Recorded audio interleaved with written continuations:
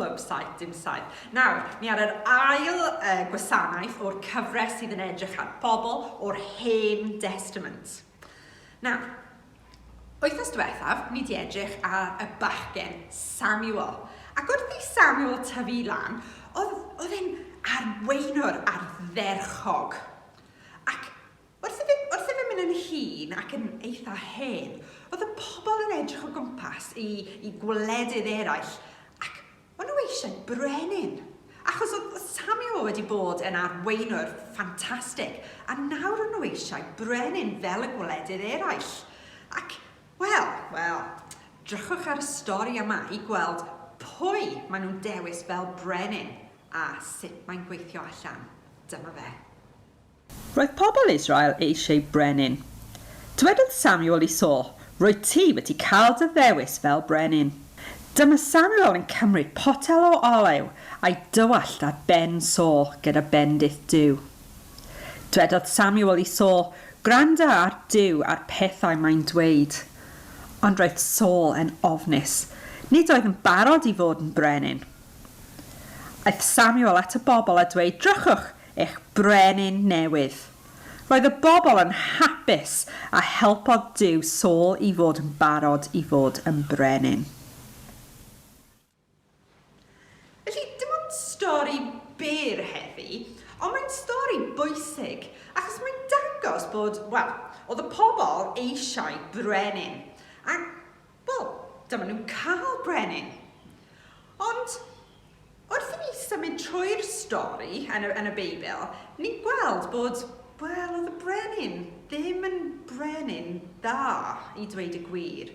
Felly, y cwestiwn yw, pam ydy Duw yn gadael i'r bobl cael brenin, a cael y brenin yma, dewis y brenin yma, os ydy Duw yn gwybod bod e ddim yn mynd i bod yn peth da. Ond mae'n cwestiwn bwysig, achos mae'r un peth yn digwydd heddi. Pam ydy Duw yn gadael i pethau digwydd os mae ddim yn mynd i bod yn pethau da? A chi'n gweld bod Duw yn gadael i ni wneud dewis dros ein hunain. Ni gallu wneud unrhyw dewis ni eisiau. Mae ewyllus rhydd dyn ni, free will gyda ni. Ni gallu wneud beth bynnag ni eisiau. A mae Duw yn gadael i pethau fel yna digwydd. Achos dyn ni ddim yn robot, mae Duw ddim yn dweud, mae rhaid i ti wneud hyn, mae rhaid i ti wneud y llall. Ni gallu wneud dewis. Weithiau ni'n wneud dewisau da, weithiau nhw ddim mor dda. Ac y dewis ni'n wneud, weithiau dibynnu ar y pobl sydd o'n gwmpas ni, a pobl ni'n gwrando i. Ac os maen nhw'n pobl call, pobl sydd eisiau y peth da, mae nhw'n da i ni gwrando arnyn nhw. Os nhw ddim yn pobl da neu pobl call, weithiau bydd ni eisiau pethau sydd ddim yn da i ni. Felly mae'n dibynnu ar y pobl bod ni'n gwrando i. A mae'n bwysig bod ni'n gwrando ar pobl sydd eisiau peth gorau i ni fel rhieni, fel athrawon, fel ffrindiau weithiau, a fel Duw. Chi'n cofio wythnos diwethaf oedd Samuel yn gwrando ar Duw, ond oedd rhaid iddo fe dysgu sut i gwrando ar Duw. A mae'n bwysig i ni hefyd, bod ni'n gwrando ar Duw a gwrando ar pobl sydd eisiau peth gorau i ni. Nawr, ni'n mynd i gweddio, a wedyn ni'n mynd i cael can a byddai'n gweld chi wythnos nesaf. Gweddio. Arglwydd Duw, diolch am y stori yma. Diolch i ti bod ti'n gadael i ni cael ewyllus rhydd, bod ni'n gallu wneud dewisiadau dros ein hunain. A jyst yn gofyn i ti heddi i helpu ni wneud dewis gorau, y peth sydd yn gorau i ni, i ti ac i'n ffrindiau a pobl sydd o'n gwmpas ni.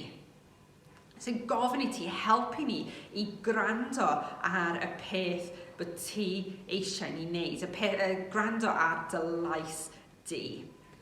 Yn enw'r Iesu, amen.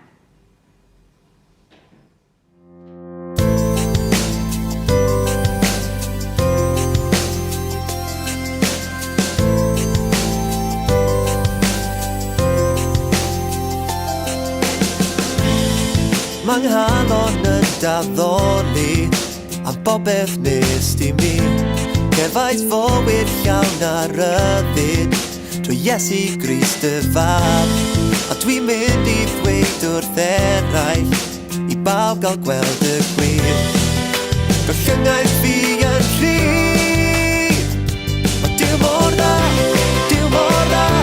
Dwi'n mynd I ddaflu Dwi'n mynd I weiddi O diw mor dda I fi O diw mor dda Dwi'n mynd I ganu Dwi'n mynd I rannu O diw mor dda I fi Arglwydd rwyd yn ddiw mor ffyddlon Ath gariad sy'n ddidrau A ble bynnag fyddai'n crwydro Fe fyddi di wrth law Dwi'n mynd I weiddi'n uchel I bawb gael gweld y gwir Gollyngaeth fi yn rhydd